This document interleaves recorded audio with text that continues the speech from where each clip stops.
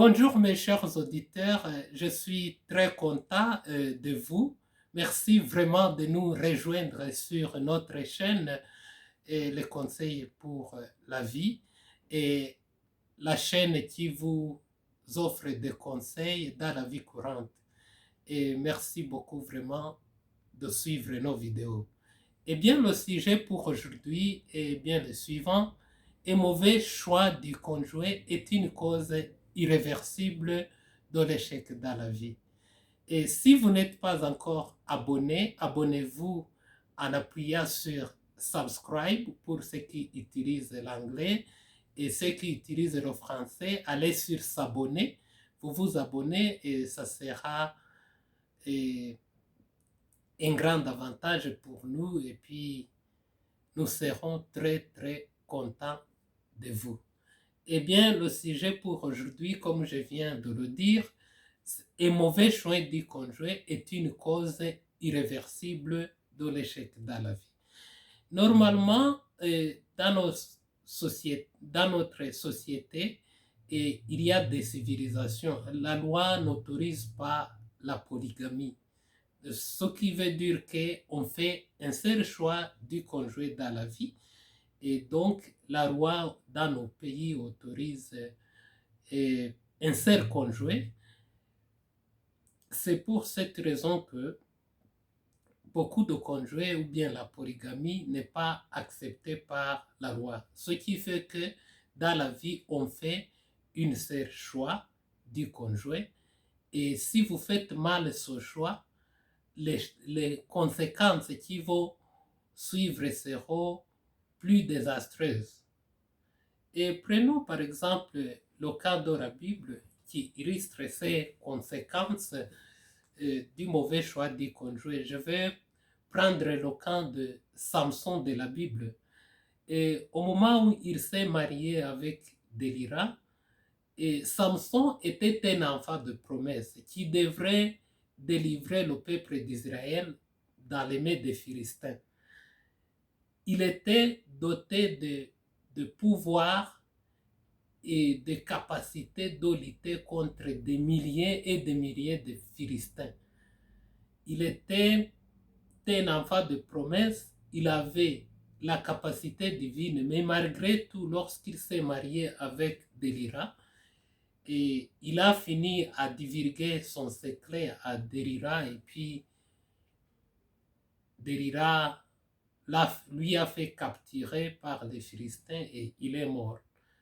Donc, le mauvais choix du conjoint qu'il a fait dans sa vie, et c'est son mauvais choix du conjoint qui a fait qu'il a succombé donc dans les mains des Philistins.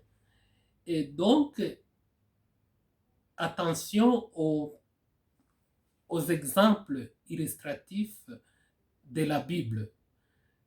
Ce sont des exemples qui peuvent nous, nous éduquer dans la vie, nous montrer le vrai chemin à suivre. Donc, si vous faites un mauvais choix du conjoint dans la vie, il y a des conséquences qui vont suivre dans votre famille.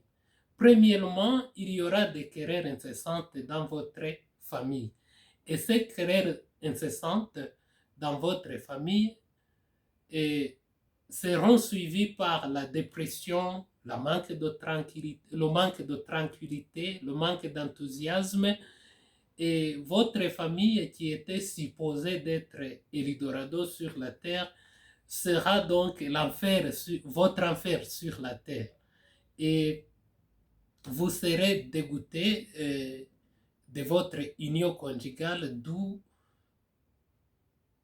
suivra donc l'infidélité conjugale, le divorce, même l'éducation de vos enfants peuvent être entravées.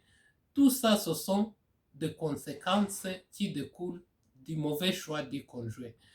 Et quand nous faisons des blagues avec les gens, ils disent que si quelqu'un a un cœur délicat et qu'il a fait un mauvais choix du conjoint dans sa vie, donc il peut tout simplement devenir fou et on peut lui trouver en train de s'égaler dans la rue. Ou bien s'il a un cœur réfractaire, très rigide, il peut devenir au moins philosophe. Il peut donc continuer à faire des méditations jour à jour, très calme.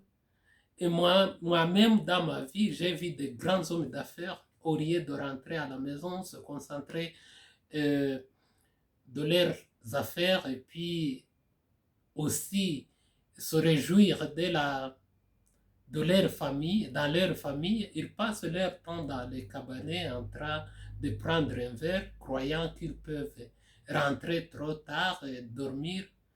Au moment où les gens de la maison, ils sont harassés, ils ne peuvent pas causer des confusions. Donc, le mauvais choix du conjoint aussi a une autre conséquence. Il détruit donc tout signe d'ambition, ce qui va affecter même le futur de celui qui a fait un mauvais choix du conjoint. Et actuellement, alors, il y a des motifs qui conduisent au mauvais choix du conjoint, d'où nous assistons à des divorces, à des problèmes dans des familles. Donc, les choses qui ne vont pas dans des familles. Premièrement, il y a le progrès de la technologie avec les réseaux sociaux.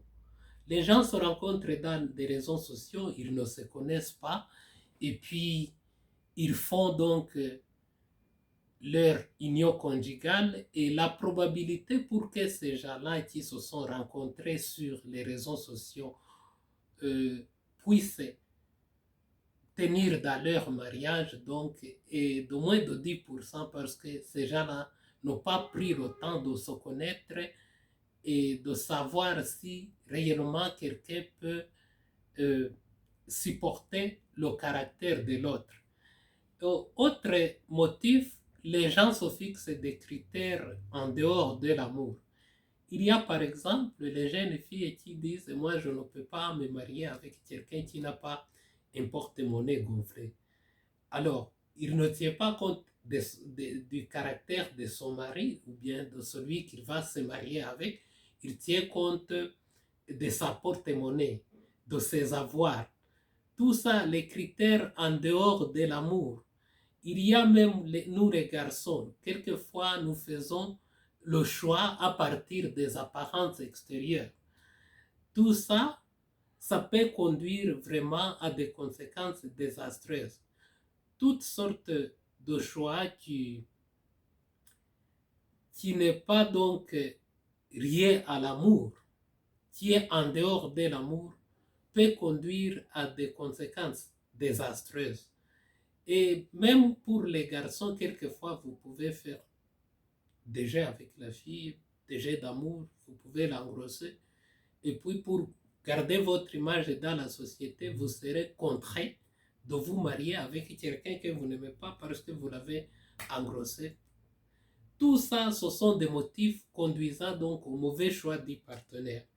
Et ces mariages qui se fait à travers ces motifs ne peuvent pas tenir longtemps. C'est pourquoi il y a les divorces et autres choses qui ne vont pas bien dans des familles. Et c'est pour cette raison que, comme conseil d'amis, il faut prendre du temps. Si vous voulez faire un choix du conjoint dans votre vie, il faut prendre vraiment du temps, étudier, voir, observer le caractère de celui que vous voulez vous marier avec et vous assurer que vous pouvez supporter son caractère. Ça sera très constructif et votre mariage va durer longtemps. Autre chose, il faut prier. Moi, je préconise la prière et guidé par le Saint-Esprit, vous pouvez faire un bon choix de conjoint. Et merci beaucoup.